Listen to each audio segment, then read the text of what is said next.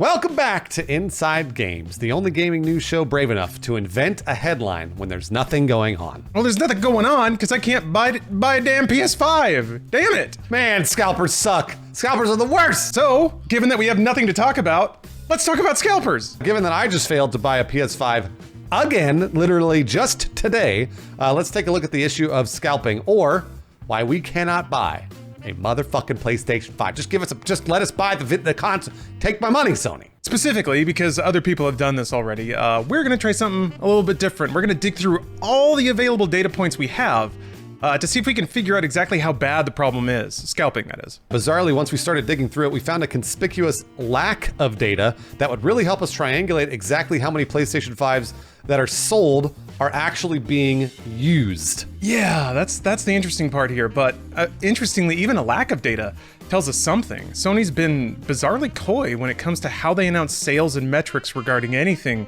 related to the PS5. But they're not coy about total sales, as I'm sure you've seen. Someone is still buying up all the damn PS5s. The console launched on November 12th last year, and on July 28th of this year, Sony announced that 10 million PlayStation 5 units have been sold. They also announced that the PS5 is actually outpacing the PS4 when it launched during their Q1 financial report. At the time, Sony had sold 7.8 million PS5s, while they sold 7.6 million PS4s in the same time frame from launch. The PlayStation 4 is currently the second best-selling console of all time, second only to the PlayStation 2. And it's not done selling yet. PlayStation 4 hasn't reached end of life. So even though Sony is currently affected by quarantine-related shortages of semiconductors, they're still outproducing the second highest sellingest console of all time. Yeah, point is Sony is still moving truckloads of PlayStation 5s, even despite quarantine. So where's yours? Yeah, what the hell gives? Why can't we buy one if there's so many more of them out there in the universe? I got one word for you, Lawrence.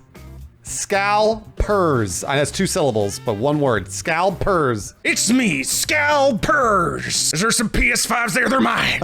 Oh, not you again, Pers. Yeah, scalpers are easy to blame, and it certainly makes the process of trying to buy a console a giant pain in the ass. For those who don't know, just FYI, scalpers are people who buy products at manufacturer's suggested retail price just to resell them at a higher price due to how hard they are to find. Some people do this by themselves, but there are those who make a complete business out of it, and I want them to never be in business ever again. Yeah, they say they provide a service by allowing those with extra capital to buy the products they want in a competitive marketplace. Following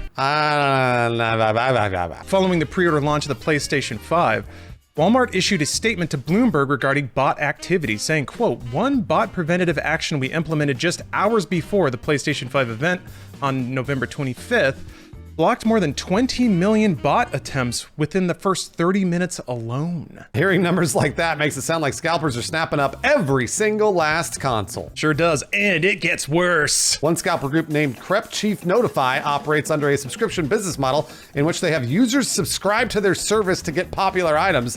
The price of entry begins at $40 and can go as high as $530. The group used to be for sneakers and things like that, but once quarantine hit, electronics suddenly became a hot ticket item, and then they expanded into a new marketplace, god damn it. Shortly after the PlayStation 5's launch, the group managed to secure 3,500 consoles, which a spokesperson from the group said it all was possible because, quote, "we knew where to go before they announced it." StockX, they're a popular website in North America for shoes and electronics.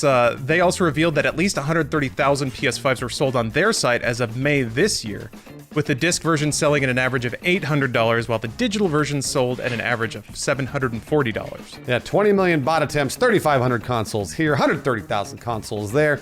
No wonder we cannot buy a damn PlayStation 5. And this is the part that sucks. In the grand scheme of things, those numbers by themselves are not really that big. Yeah, 130,000 PlayStation 5 sounds like a lot, but it's really only 1.3% of the current total of PlayStation 5 sales. Then again, StockX as a website, like I said, primarily serves the North American region, which, according to Statista, comprises 26% of global game revenue. Granted, this is all game revenue, not just console games, but in the spirit of clown math, let's just roll with it. Extrapolation. So if the US is roughly a quarter of global game revenue, and StockX, which theoretically serves North America, sold 130,000 consoles, we could extrapolate that the total number of scalped PlayStation 5 consoles resides at 520,000, or 4 times 130,000, or 5.2% of the total amount of PlayStation 5 sold. Yeah, that's all on the StockX website, in the case that you're wondering. That's how many possibly may have been scalped on StockX. That number is actually creeping closer to predictions made by data engineer Michael Driscoll, who compiled listing data and volume traffic for PlayStation 5 listings on both StockX and eBay this last January. At the time, Michael estimated that 7.06% of all PlayStation 5 sold since launch were resold. Quote, these numbers are larger than the reality due to fake listings, stale listings, and other items getting caught up in the search.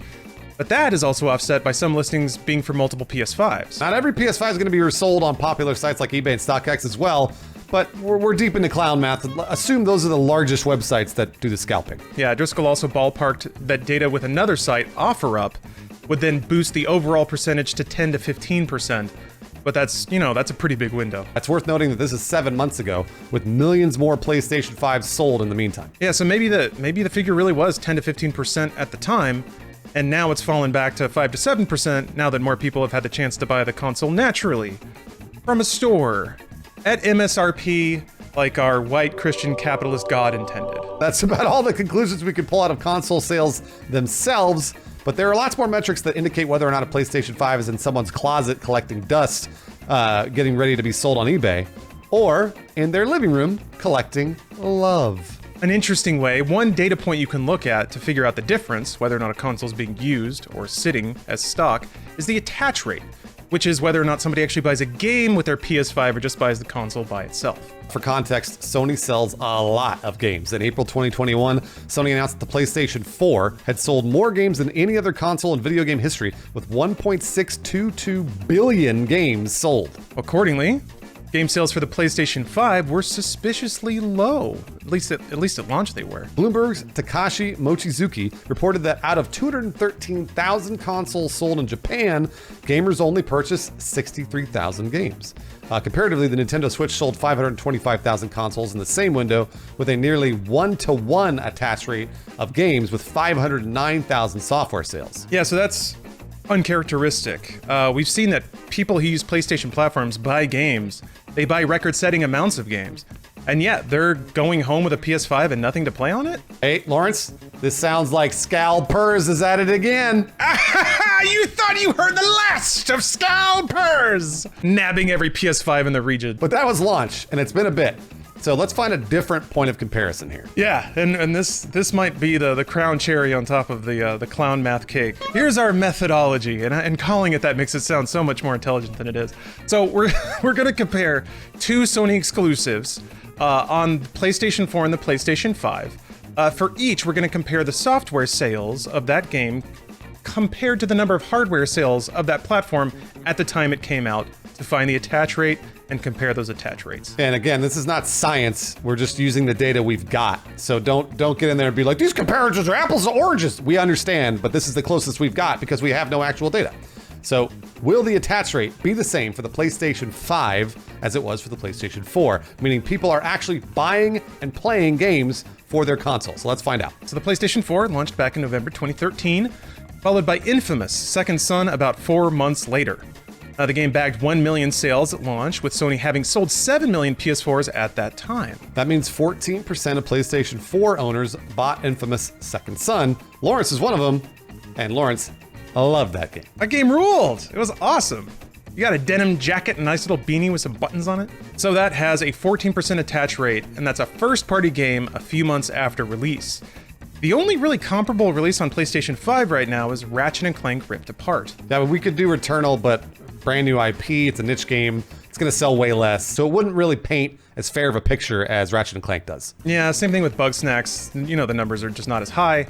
An ideal game would be Miles Morales, Spider-Man. That'd be really fun, but Sony did not separate out the sales between PlayStation 4 and PlayStation 5. They bundled them together, which is, that's another one of those moments. Why would they do that? It's a bigger number, and that would probably slip the amount of PS5s that don't have people buying games for them. Anyway, back to Ratchet & Clank. Sony announced that Rift Apart sold 1.1 million units in late July. And since they've sold 10 million PlayStation 5s, that makes the math really easy. So Ratchet & Clank Rift Apart has an attach rate of 11%. So it's 14% for a PS4 exclusive, when it wasn't really hard to buy PS4s at the time. And now it's an 11% attach rate for a PS5 that's nearly impossible to find. 14% minus 11% is 3%. That's not that much of a delta here in attach rates, but let's just make another wild assumption, because that's what we've got. We only got the data for that. That the 3% difference, the delta, there is composed entirely of people that would have bought Ratchet & Clank Rift Apart if only their PlayStation 5 weren't sitting in someone's closet. So 3% of 10 million would be 300,000 PlayStation 5s. Theoretically sold, but remaining unused. Right, scalped. And that obviously wouldn't account for the consoles that have already been scalped and are currently being used. Yeah, so 3% right now, if that even is a number, it isn't the total number of all PS5s that have ever been scalped, just theoretically the current percent of the supply that's remaining trapped and unused. You know, if you believe in clown math in the first place, which we don't recommend and we don't necessarily believe, but again, this is all we got. This is all we got, because we hear this a lot about how that PlayStation 5 is scalped to oblivion and nobody's actually using the console. So we're doing our best. Yeah, I mean, to be honest, the approach here, what I hoped is that I would come and find bigger holes in the data that really indicated that there was a massive group of PS5 sitting somewhere unused. I haven't quite found it yet, but we have a little more data to poke through. Maybe it's in there. So the final data point we have from Sony that tells us anything about what people are doing with their PlayStation 5s, it's honestly, it's kind of hard to find a little clarity on. Yeah, so this is a really weird metric that Sony threw out, and really one of the only PS5 exclusive data points they've shared. So Sony announced in their Q3 2020 fiscal report that 87% of all PS5 users subscribe to PlayStation Plus. That is outrageously disproportionate. Like crazy. Yes, this number seemed crazy to me. And it has to say something. So as of August 4th, and this is just for PlayStation Plus as a whole, there are 104 million active PSN users. 46.3 million of those users are PlayStation Plus subscribers. So over the whole network, 44.5% of PlayStation Network users are PS Plus subscribers. So if the normal subscriber rate is 44.5%, how the hell does PlayStation 5 have an 87% subscriber rate? Doesn't make any sense. It doesn't, as near as I can tell. The answer is phrasing. Sony said that 87% of PlayStation 5 users were PlayStation Plus subscribers. They didn't say PS5 owners. Yes, that makes a lot of sense. They didn't, okay, all right, users, got it. So clearly they have data about how many people are actually booting up and logging in, and they cherry-picked the most flattering number out of all of it. So that's the thing here. We know Sony has the data on how many PlayStation 5s have been turned on and are being used.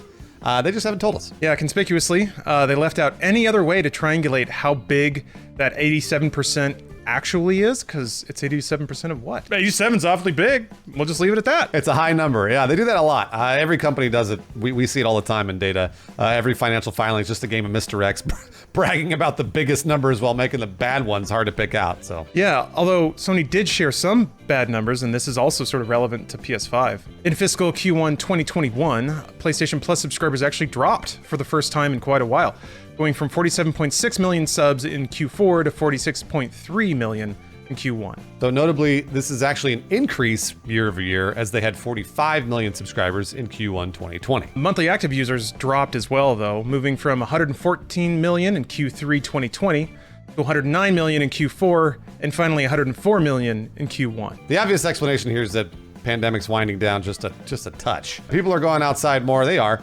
canceling gaming subscriptions, playing less games, and doing other things with their friends and family outside. But at the same time, it is weird. It's weird that PlayStation 5s are selling out everywhere. They're breaking records. And yet, monthly active users and subscribers are going down? Oh, Lawrence, I know who it is. Scalpers! Okay, so yes, maybe it's Scalpers, but the numbers, honestly, and this is the most frustrating and aggravating part, the numbers show that scalping is kind of observable in the way that the market ebbs and flows, the difference in certain numbers of usability, but unfortunately, the observable portion of that is just utterly dwarfed by the bigger numbers when it comes to buying a PlayStation 5. So what is actually the issue here? Unfortunately, the answer just might be that gaming is just huge. It's huge now. It's just huge, yeah. This is said a lot, but it is more popular than ever before. I mean, it's been said every year because it's true every year. It keeps growing. And then of course there's the huge growth that pandemic funneled into every kind of consumer electronics. So it's just outrageously huge now, bigger than ever. Yeah, so let's line it up side by side so you can see the state of the industry in 2013 when the PS4 launched, and in 2021 when the PS5 is impossible to buy. This is in the broadest strokes. In 2013, Gaming market analyst firm Newzoo put the global games revenue figure at $70.4 billion. Now, in 2021, the year of our Lord right now, the same firm projects $175.8 billion in revenue. So the industry as a whole, across the whole planet, has more than doubled in the last console generation. Granted, those numbers include everything. It's global, it includes mobile, it's all of it. So let's drill down even just for fun. Sony's PlayStation division earned $9.51 billion in revenue in 2013 when the PS4 launched. And in 2020, when the PS5 launched, $25.04 billion. So Sony by itself almost tripled their revenues between launching the PlayStation 4 and the PlayStation 5. And there's not really any number we could find that illustrates what's going on that's more dramatic than that. Unfortunately, the math doesn't lie, and it spells disaster for you buying a PS5 at sacrifice. Guys, you get it, Scott Steiner? Come on, it's a great video. The numbers don't lie. So, yeah, and just in case the point isn't driven home, revenue means people are buying things. So, like, if Sony's making a lot of revenue, it's because everyone's buying stuff from them. And that may be why you can't buy something. So, unfortunately, while scalpers may be a pain in the ass, and it's so fun to hate them, and honestly is probably a big factor in why websites crash and it gets really hard to check out when you have something in your cart and all that, the numbers kind of indicate that the real answer you can't get a PlayStation 5 is that everyone in the last 10 years on the entire planet became a gamer. There's one other thing that we haven't really covered yet, and there's no way to actually say if this is true or not, but those PlayStation 5s that are getting sold, are they sitting in a warehouse somewhere? Are they sitting in somebody's closet? Are they sitting in like one of these businesses? Like, we don't know. We'll never know.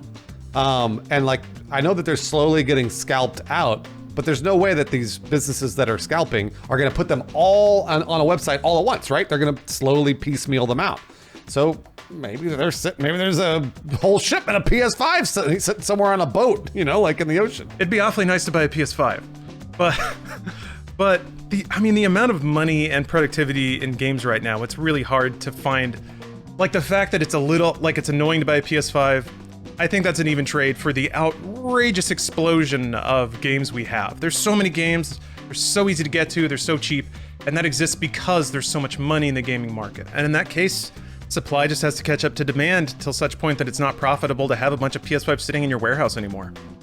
It sucks, but that's kind of where we're at. The numbers don't lie, and they spell disaster for you at sacrifice.